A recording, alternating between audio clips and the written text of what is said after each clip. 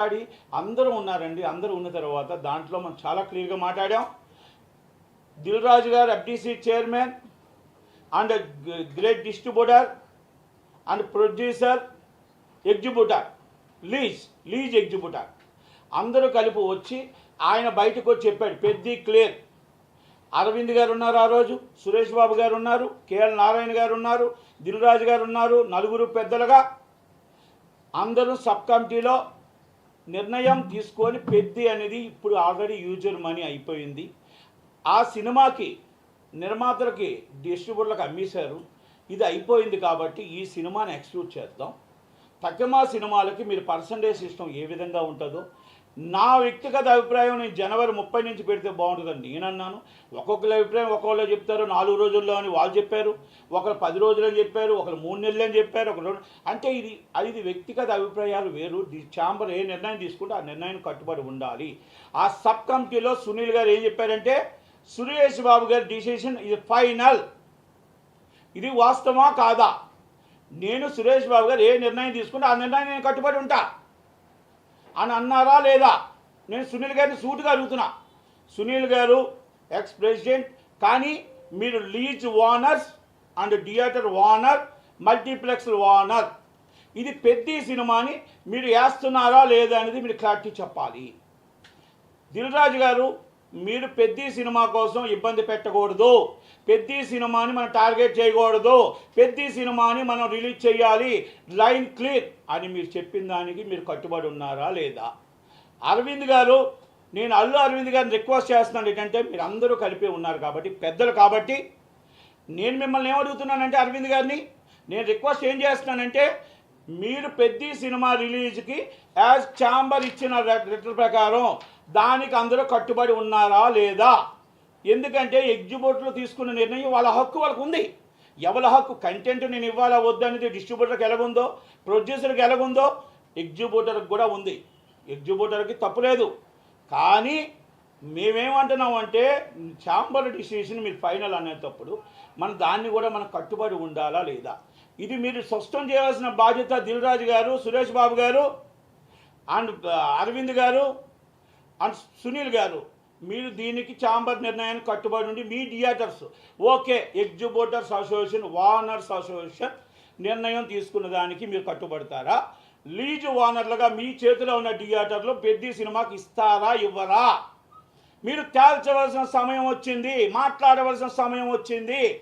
ఆంధ్రప్రదేశ్లో మీరు ఇక్కడ సినిమాని ఎగ్జిబ్యూటర్స్ ఓనర్స్ సినిమా వేయం, వాళ్ళు పర్సంటేజ్ సిస్టమ్ అని అంటున్నారు. ఓకే, ఈరోజు అది వాళ్ళ డిసిషన్ అది. కానీ మీరు ఎప్పుడు కూడా అది శిరీష్ గారు కానీ, దిల్ రాజు గారు కానీ, సునీల్ గారు కానీ మీ దగ్గర మోర్ దెన్ థియేటర్స్ లీజ్లో ఉన్నాయి. మరి మీరు తీసుకున్న ఏదైతే మీరు అనౌన్స్ చేశారో దానికి కట్టుబడి ఉండి పెద్ద సినిమా వేస్తారా వెయ్యరా, నిలబడతారా లేదా అనేది డిసిషన్ మీరు చెప్పాలి. అరవింద్ గారు ప్లీజ్, దిల్ రాజు గారు, సురేష్ బాబు గారు, మన సునీల్ గారు ఇది చెప్పాలి. ఎగ్జిబ్యూటర్స్ నేను ఒక్కటే మాట్లాడుతున్నా, మీరు మాట్లాడే మాటల్లో 100% నిజం ఉంది. కానీ రవీంద్ర గోపాల్ గారు, మీరు మాట్లాడిన రవీంద్ర గోపాల్ గారు 2 థియేటర్ల ఓనరు, మీరే నాకు అది ఎన్నోసార్లు చెప్పుకొచ్చారు. ఇదే శిరీష్ గారు, ఇదే సునీల్ గారు మా థియేటర్కి సినిమా ఇవ్వకుండా హైర్లు అడుగుతారు, సినిమాలు మేము థియేటర్ మూసుకోవాల్సి వస్తుంది.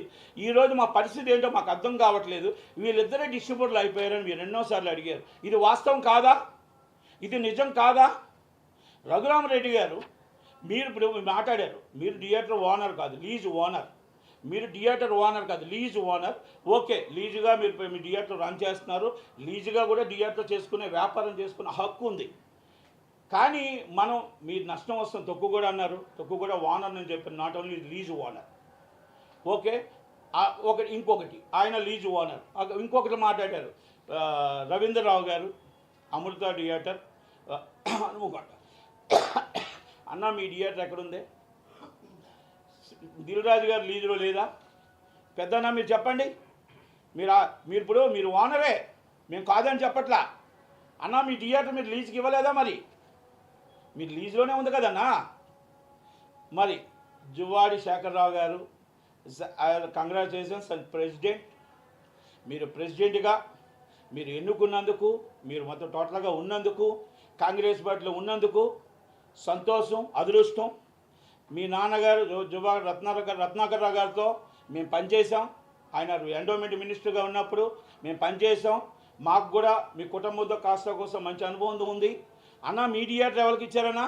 శేఖరన్నా, సంగారెడ్డి థియేటర్ మీదే. మీ సునీల్ లీజులో లేదన్నా? సునీల్ అన్న లీజులో లేదా? చెప్పండి అన్నా. నేనేమంటే లీజులకి వ్యతిరేకం కాదు. మేము లీజులు వ్యాపారం చేసుకోవద్దని చెప్పట్లేదు. ఎగ్జిబిటర్స్ ఓనర్స్ అసోసియేషన్ అని మాట్లాడారు కదన్నా. నేనేమంటానంటే నిర్మాతలు కూడా మీకు ఏమైనా ఇబ్బంది పెడితే 100% తప్ప ఎవరైనా ఇబ్బంది పెట్టలేదు. ఛాంబర్ ఏది నిర్ణయం తీసుకుంటే ఆ నిర్ణయాన్ని కట్టుబడి పెద్ద సినిమాకి 7.5 పెంచిన రేట్ల మీద హైప్ ఇవ్వడానికి అంగీకరించింది బాలగోవిందరాజులు గారు. క్లియర్ కట్గా మీకు సబ్ కమిటీలో ఓకే చేశారు. మీకు అక్కడ కూర్చున్న వాళ్ళు సబ్ కమిటీ మీరు పెట్టిన వాళ్ళు ఓకే చేశారు.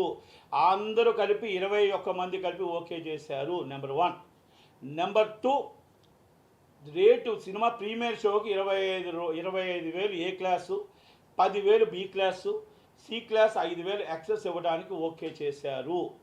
ఇది సురేష్ బాబు గారు అధ్యక్షతన అరవింద్ గారు, దిల్ రాజు గారు, కేఎల్ నారాయణ గారు మొత్తం సబ్ కమిటీ ఆధ్వర్యంలో ఈ Telugu film chamber of commerce దాంట్లో డిసిషన్ తీసుకొని ఇదిగో లెటర్ కూడా పాస్ చేశారు. ఈ లెటర్ని మనకు కట్టుబడి ఉండాల్సిందా కాదా? నిర్ణయం నిర్ణయం మీరు తీసుకోకుండా మరి ఇప్పుడు దిల్ రాజు గారు చెప్పిన నిర్ణయానికి కట్టుబడి ఉంటారా? మరి సునీల్ గారు చెప్పిన నిర్ణయానికి కట్టుబడి ఉంటారా? అరవింద్ గారు కట్టుబడి ఉంటారా? సురేష్ బాబు గారు కట్టుబడి ఉంటారా? మరి theatre agreement Andhra Pradesh and ceded ఏ ఎగ్జిబిటర్కి ఇబ్బంది లేదు.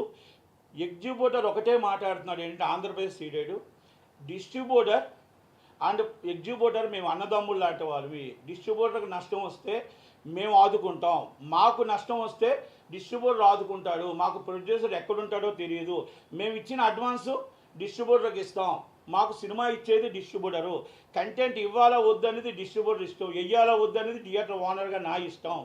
కనుక మాకు ఇబ్బందులు లేవన్నా ఛాంబర్ ఏ డిసిషన్ తీసుకుంటే ఆ డిసిషన్ కట్టుబడి ఉంటామని రాయలసీమ కానీ ఆంధ్రప్రదేశ్ కానీ ఎక్కడా కూడా విభేదాలు లేకుండా అగ్రిమెంట్లు అన్నీ చేసుకుంటూ వెళ్తున్నారు. పెద్ద సినిమా 3వ